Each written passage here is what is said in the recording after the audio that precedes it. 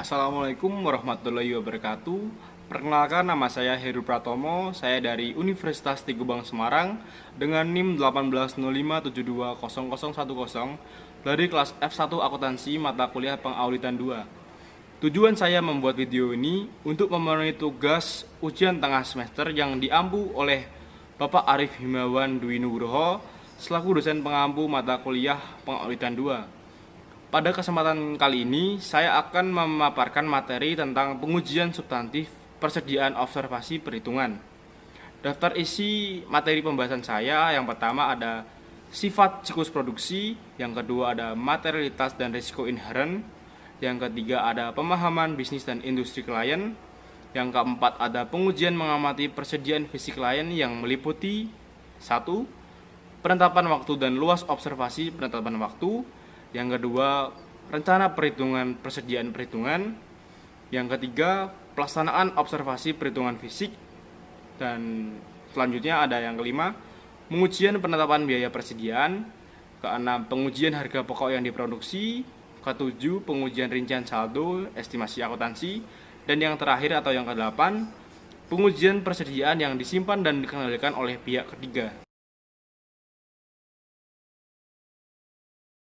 Baik, selanjutnya kita akan masuk ke materi kita yang pertama, yaitu sifat siklus produksi. Siklus produksi atau producing cycle berhubungan dengan konversi bahan baku menjadi barang jadi. Siklus ini meliputi perencanaan serta pengendalian produksi dari jenis-jenis dan kuantitas barang yang akan diproduksi, tingkat persediaan yang akan dipertahankan, serta transaksi dan peristiwa yang akan berkaitan dengan proses pabrikasi. Transaksi yang terjadi dalam siklus ini dimulai pada saat bahan baku diminta untuk diproduksi dan berakhir ketika barang yang diproduksi ditransfer ke barang jadi. Transaksi yang terjadi dalam siklus ini disebut sebagai transaksi pabrikasi atau manufacturing transaction. Siklus produksi saling berkaitan dengan 3 siklus lain, yaitu yang pertama, siklus pengeluaran dalam pembelian bahan baku dan pembayaran berbagai biaya overhead. Dan yang kedua, siklus jasa personalia dalam pembayaran biaya tenaga kerja pabrik. Dan yang terakhir atau yang ketiga, siklus pendapatan dalam penjualan barang jadi. Baik, selanjutnya kita akan ke materi kita yang kedua, yaitu materi materialitas dan resiko inherent. Untuk materialitas, alokasi materialitas ke akun-akun yang dipengaruhi oleh transaksi dalam siklus ini akan bervariasi menurut beberapa pertimbangan, yaitu yang pertama ada pertimbangan utama. Dalam pertimbangan utama, pengevaluasi alokasi materialitas adalah penentuan besarnya salah saji yang akan memengaruhi keputusan pemakaian laporan keuangan yang berakal sehat. Dan yang kedua ada pertimbangan sekunder. Pertimbangan ini ada hubungannya dengan biaya untuk mendeteksi kesalahan. Umumnya audit atas persediaan, termasuk mengamati keberadaan persediaan dan mengaudit ketepatan penilaian persediaan, memerlukan biaya yang banyak. Akibatnya, auditor biasanya akan mengalokasikan suatu jumlah yang signifikan dari keseluruhan materialitas ke audit persediaan, tanpa melebihi jumlah yang ia anggap akan memengaruhi analisis pemakaian laporan keuangan. Dan untuk resiko inherent ini terjadi salah saji dalam laporan keuangan yang disebabkan oleh transaksi persediaan pada jaringan hotel atau distrik sekolah relatif rendah. Karena persediaan bukan merupakan bagian yang material dari proses inti entitas itu. Namun, untuk pabrikan, perdagangan grosir atau pedagang eceran, persediaan dapat dinilai dari sebesar atau mendekati maksimum karena alasan-alasan yang seperti berikut. Yang pertama adalah volume transaksi pembelian, pabrikasi, dan penjualan yang memengaruhi akun-akun ini biasanya tinggi, sehingga meningkatkan peluang terjadinya salah saji. Yang kedua, seringkali terjadi masalah yang diperdebatkan seputar identifikasi, pengukuran dan alokasi biaya-biaya yang dapat dimasukkan dalam persediaan seperti bahan, tenaga kerja, dan overhead pabrik, biaya langsung gabungan, dan disposisi biaya varian, akuntansi dan bahan sisa dari proses produksi, dan masalah akuntansi biaya lainnya. Untuk yang ketiga, sangat beragam jenis persediaan kadang-kadang mengharuskan digunakannya prosedur khusus untuk menentukan kuantitas persediaan seperti volume geometrik, timbunan persediaan, fotografi dari udara, dan estimasi kualitas oleh seorang pakar. Dan yang keempat, persediaan seringkali disimpan dari berbagai lokasi sehingga menambah kesulitan yang berhubungan dengan penyelenggaraan, pengendalian fisik terhadap pencurian dan kerusakan, serta akuntansi yang tepat untuk barang dalam perjalanan di antara lokasi-lokasi itu. Dan yang kelima, sangat beragam jenis persediaan mungkin saja menimbulkan masalah khusus dalam menentukan kualitas dan nilai pasarnya. Dan yang keenam, persediaan sangat rentan terhadap pembusukan, keusangan, dan faktor-faktor lain seperti kondisi ekonomi umum yang dapat memengaruhi permintaan serta kemampuan menjual, dan dengan demikian memengaruhi ketepatan penilaian persediaan itu. Dan yang ketujuh atau yang terakhir, persediaan mungkin dijual dengan perjanjian retur atau pembelian kembali. Baik, selanjutnya ada pengujian pisah batas, transaksi, pembelian, fabrikasi, dan penjualan. Tujuan dan sifat dari pengujian pisah batas, penjualan, serta pembelian yaitu dalam hubungannya dengan audit atas saldo piutang usaha dan hutang usaha. Kedua pengujian itu merupakan hal yang penting untuk memastikan bahwa transaksi yang terjadi menjelang akhir tahun telah dicatat dalam periode akuntansi yang benar. Dalam sebuah perusahaan yang fabrikasi, juga harus dipastikan bahwa ayat jurnal telah dicatat dalam periode yang tepat untuk transfer biaya barang yang bergerak di antara satu gudang dan departemen produksi, dua departemen produksi yang satu dan yang lainnya, tiga departemen produksi dan barang jadi. Dalam setiap kasus, auditor harus memastikan melalui inspeksi dokumen dan observasi fisik bahwa pisah batas pekerjaan administrasi dan pisah batas fisik atas perhitungan persediaan telah dikoordinasikan.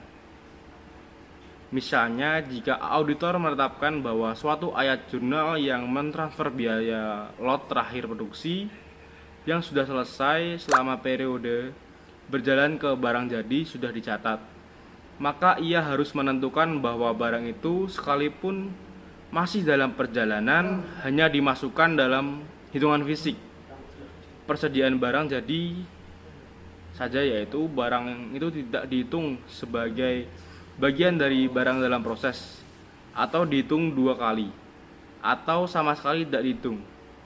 Bukti yang diperoleh dari pengujian pisah batas ini berhubungan baik dengan asersi eksistensi atau keberadaan maupun keterjadian serta kelengkapan untuk saldo persediaan. Baik, kita akan masuk ke materi kita yang berikutnya, yaitu pemahaman tentang bisnis dan industri klien. Pemahaman tentang bisnis dan industri klien akan membantu auditor dalam merancang program audit yang efektif dan efisien. Bagi banyak perusahaan, persediaan fabrikasi merupakan proses inti, dan kemampuan entitas untuk menghasilkan laba serta arus kas akan tergantung pada seberapa baik proses fabrikasi ini dikelola. Bagi banyak perusahaan, distribusi dan eceran, manajemen persediaan merupakan hal yang penting untuk mencapai keberhasilan.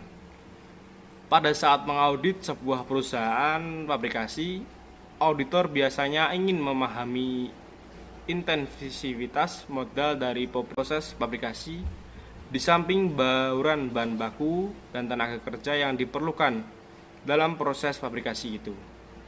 Suatu proses yang terutama bersifat padat modal seperti penyulingan minyak biasanya mempunyai jumlah biaya tetap yang signifikan, yang memerlukan volume yang cukup besar untuk menjamin profitabilitas. Pemahaman ini merupakan hal yang penting dalam mengevaluasi kelayakan hasil-hasil keuangan yang dilaporkan, terutama pada saat mengevaluasi tujuan audit seperti keberadaan persediaan, penilaian persediaan baik pada biaya historis maupun nilai realisasi bersih, apakah klien memegang hak kepemilikan atas persediaan, serta masalah penyajian dan pengungkapan. Dalam setiap kasus, unsur persediaan merupakan hal yang material terhadap neraca suatu entitas atau perusahaan. Walaupun demikian, setiap industri memiliki sifat yang unik dalam hal jumlah hari yang diperlukan untuk memutar persediaan. Selain itu, dalam setiap kasus, jumlah hari pemutaran persediaan juga sangat bervariasi. Di antaranya untuk industri-industri tersebut, sehingga sangat penting untuk memahami keadaan klien dan menemukan bukti yang mencukupi guna mendukung pendapat mengenai kewajaran penyajian laporan keuangan. Pada saat mengevaluasi kewajaran penyajian laporan keuangan, auditor biasanya akan mengevaluasi harga pokok penjualan dan margin kotor ketika mengaudit persediaan. Auditor harus menyadari bahwa jika persediaan ditetapkan terlalu tinggi, maka harga pokok penjualan akan ditetapkan terlalu rendah dan margin kotor ditetapkan terlalu tinggi. Salah saji yang sama menetapkan harga pokok penjualan terlalu rendah dan menetapkan persediaan terlalu tinggi akan menetapkan jumlah dan perputaran persediaan terlalu tinggi serta membuat terlihat memerlukan waktu yang lebih lama untuk memutar persediaan yang daripada yang sebenarnya.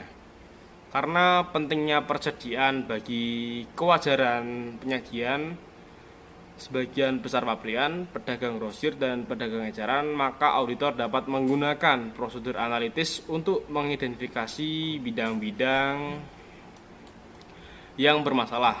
Karena signifikan jumlah transaksi persediaan yang dilakukan oleh entitas-entitas ini, maka auditor akan sering menekan pada pendekatan penilaian risiko pengendalian yang lebih rendah dalam situasi tersebut.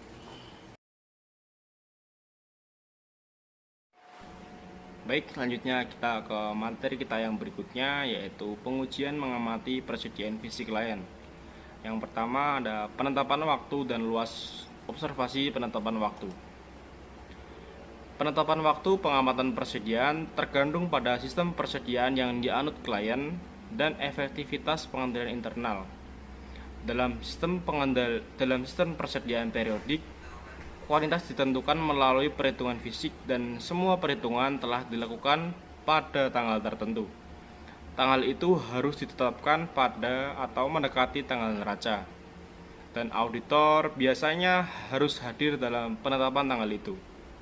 Dalam sistem persediaan perfaktual dengan pengendalian internal yang efektif, perhitungan fisik dapat dilakukan dan dibandingkan dengan catatan persediaan pada tanggal interim apabila catatan perpetual telah diselenggarakan dengan baik dan perbandingan dengan perhitungan fisik telah dilakukan secara periodik oleh klien, maka auditor harus hadir untuk mengamati sampel representatif dari perhitungan semacam itu. Dalam kasus seperti itu, prosedur ini dapat dilakukan selama atau setelah akhir periode yang diaudit dalam perusahaan yang memiliki persediaan yang tersebar di banyak tempat, dan pengamatan auditor biasanya harus mencakup semua lokasi persediaan yang signifikan. Dan yang kedua, ada rencana perhitungan persediaan. Perhitungan persediaan fisik oleh klien biasanya dilakukan sesuai dengan neraca atau daftar instruksi. Instruksi yang dibuat oleh klien harus mencakup hal-hal seperti berikut. Yang pertama, nama karyawan yang bertanggung jawab untuk mengawasi perhitungan persediaan. Yang kedua, ada tanggal perhitungan fisik. Yang ketiga, ada lokasi-lokasi yang akan dihitung. Yang keempat, instruksi terinci mengenai bagaimana perhitungan akan dilakukan. Yang kelima, penggunaan dan pengendalian label persediaan bernomor urut serta lembar ikhtisar atau komplikasi.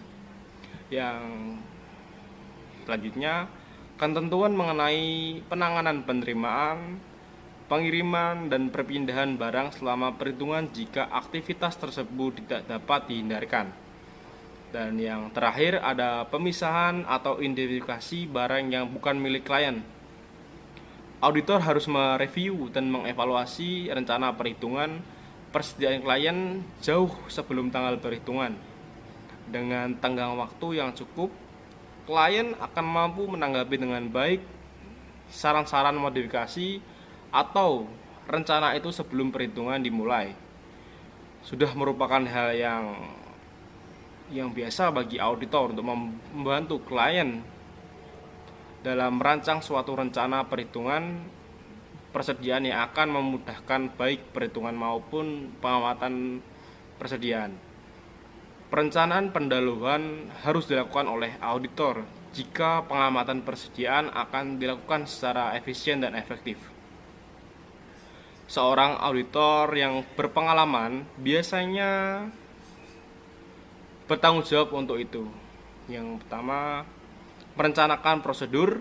Yang kedua, menentukan kebutuhan tenaga kerja. Dan yang ketiga, menugaskan anggota tim audit ke lokasi tertentu. Setiap pengamat harus dilengkapi dengan salinan rencana perhitungan klien dan instruksi tertulis mengenai tugas yang akan dilakukannya.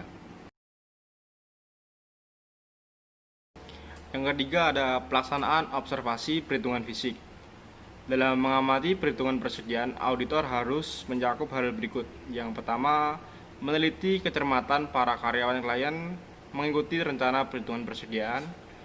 Yang kedua, memastikan bahwa semua barang dagang telah diberi dan tidak ada barang yang diberi dua label.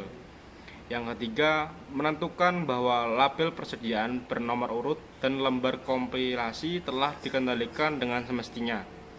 Yang keempat, melakukan beberapa pengujian perhitungan dan menelusuri ke lembar kompilasi. Yang kelima, mewaspadai wadah-wadah yang kosong dan tempat-tempat yang mungkin ada apabila barang ditumpuk dalam formasi yang dirapatkan. Yang keenam, mewaspadai adanya persediaan barang yang rusak dan usang. Dan yang terakhir, menilai kondisi umum persediaan. Luas pengujian perhitungan yang dilakukan auditor tergantung sebagian pada kecermatan karyawan klien dalam menghitung persediaan, sifat dan komposisi persediaan, serta efektivitas pengendalian yang berkaitan dengan pengamatan fisik, persediaan, dan penyelenggaraan catatan perpaktual. Biasanya, auditor akan membuat sertifikasi atas barang persediaan dengan memasukkan barang-barang bernilai dolar tinggi ke dalam perhitungan dan mengambil sampel representatif dari barang-barang lainnya.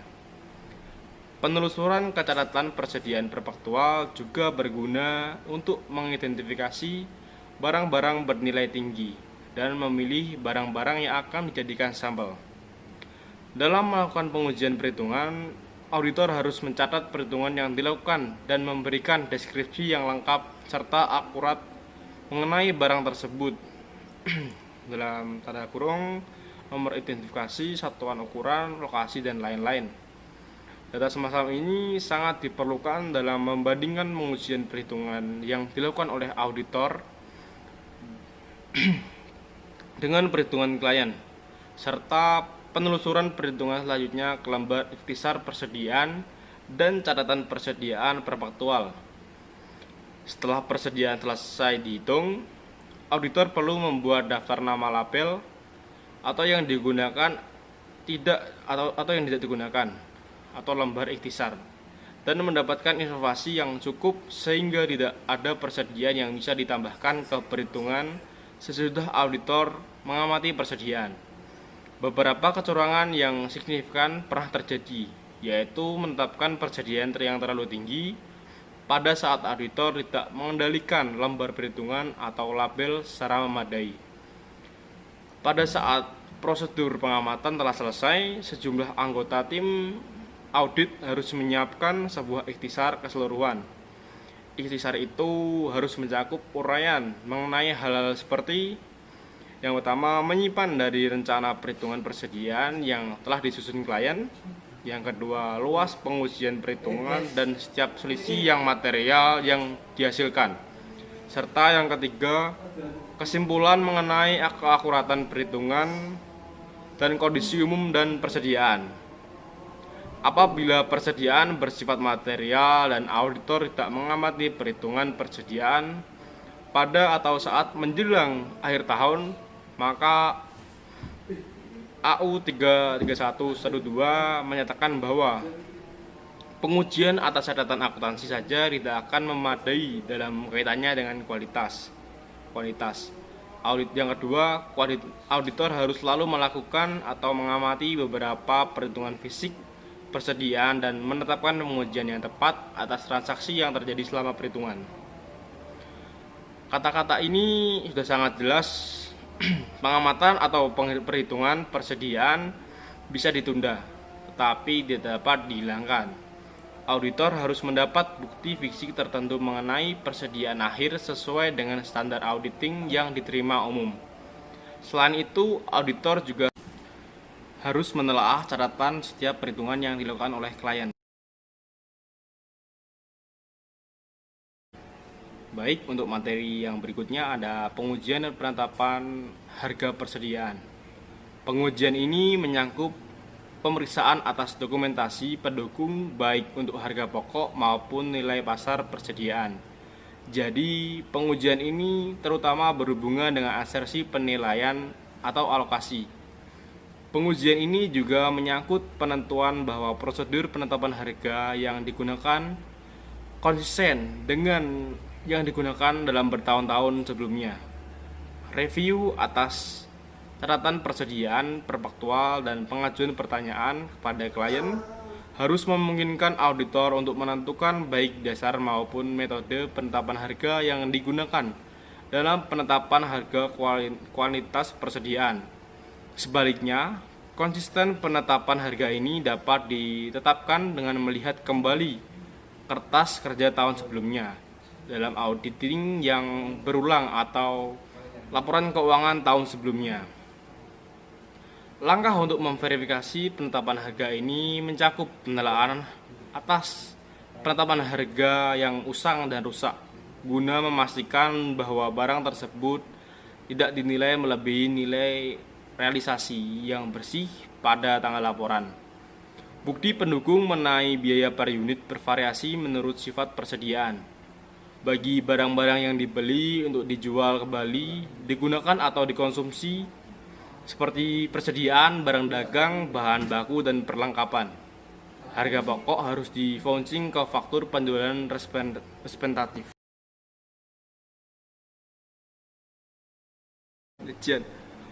Berikutnya ada pengujian harga pokok persediaan yang diproduksi. Sifat dan luas pengujian penetapan harga barang dalam proses dan barang jadi yang dilakukan auditor tergantung pada reliabilitas catatan akuntansi biaya klien dan metode yang digunakan oleh klien dalam mengakumulasikan biaya-biaya tersebut. Auditor harus menelaah metode itu untuk memastikan kelayakan serta akurasi dan konsistensi penerapannya. Sebagai contoh, apabila biaya standar digunakan, maka auditor harus menguji perhitungan standar-standar itu, membandingkan perhitungannya dengan spesifikasi engineering, memastikan bahwa standar itu mutakhir, dan mengevaluasi apakah standar itu mendekati biaya aktual dengan memeriksa akun-akun varian. Jika akun-akun varian itu memiliki saldo yang besar, maka auditor harus mempertimbangkan apakah penyajian yang wajar memerlukan dilakukannya alokasi prodata ke penyediaan dan harga pokok penjualan, dan bukannya hanya membebankan varian-varian itu ke harga pokok penjualan. Apabila asersi klien mengenai sifat persediaan berhubungan dengan hal-hal yang sangat bersifat teknis, auditor mungkin memerlukan bantuan para pakar dari luar. Sebagai contoh, hal ini mungkin saja terjadi dalam perusahaan minyak yang memiliki mutu minyak dan pelumas yang berbeda, atau pada toko perhiasan yang memiliki permata dengan karat yang berbeda dan jam tangan yang hiasan permatanya berlainan.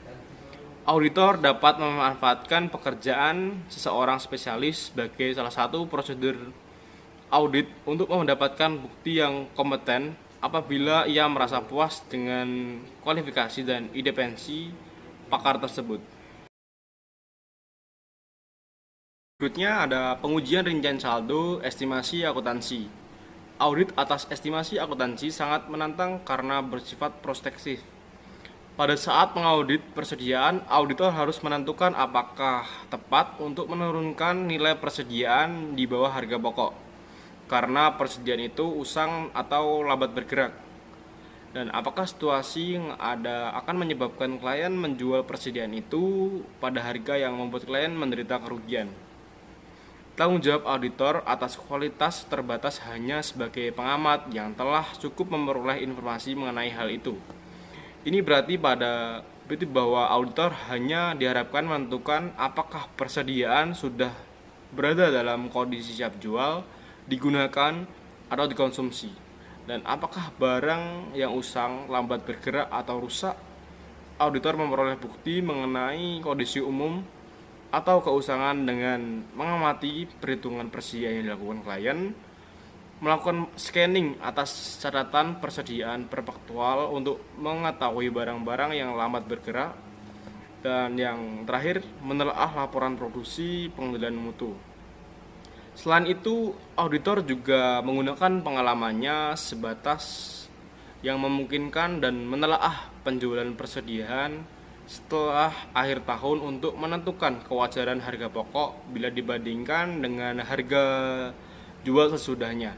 Misalnya, auditor akan membandingkan harga pokok barang-barang persediaan dengan katalog penjualan dan laporan penjualan tahun yang berjalan. Yang kedua, menelaah perputaran persediaan setelah akhir tahun. Yang ketiga, mempertimbangkan apakah perubahan dalam biaya pengganti merupakan indikator berubahnya kondisi pasar. Dan yang terakhir, mengajukan pertanyaan kepada klien mengenai persediaan yang lambat bergerak dan usang serta nilai persediaan yang dapat direalisasi melalui penjualan. Apabila bukti yang menunjukkan penurunan nilai realisasi barang, maka penurunan nilai di bawah harga pokok disyaratkan oleh GAAP. Berikutnya ada pengujian persediaan yang disimpan dan dikendalikan oleh pihak ketiga. Jika persediaan yang disimpan dan dikendalikan oleh pihak ketiga bernilai material dalam laporan keuangan, auditor harus memperoleh bukti audit yang cukup dan tepat tentang eksistensi dan kondisi persediaan tersebut dengan melaksanakan satu atau kedua prosedur berikut ini. Yang pertama, meminta konfirmasi dari pihak ketiga tentang kualitas dan kondisi persediaan yang disimpan atas nama entitas. Di dalam standar akuntansi 505, menetapkan ketentuan dan memberikan panduan untuk melaksanakan prosedur konfirmasi eksternal. Yang kedua, melaksanakan inspeksi atau prosedur audit lainnya yang tepat sesuai dengan kondisi. Sebagai contoh, jika informasi yang diperoleh menimbulkan keraguan atas integritas dan objektivitas pihak ketiga, auditor dapat mempertimbangkan untuk melaksanakan prosedur audit lainnya yang tepat. Selain itu, sebagai tambahan konfirmasi kepada pihak ketiga, contoh prosedur audit lainnya meliputi: yang pertama, menghadiri atau mengatur auditor lain untuk menghadiri perhitungan fisik yang dilakukan oleh pihak ketiga, jika hal ini praktis dilaksanakan. Yang kedua, memperoleh laporan audit lainnya atau laporan auditor jasa tentang kecukupan pengendalian internal pihak ketiga untuk menjamin bahwa persediaan dihitung dengan tepat dan dijaga secara memadai. Yang ketiga, menginspeksi dokumentasi tentang persediaan yang disimpan oleh pihak ketiga.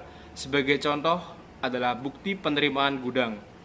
Yang keempat atau yang terakhir, meminta konfirmasi dari pihak lain ketika persediaan dijadikan sebagai jaminan pinjaman.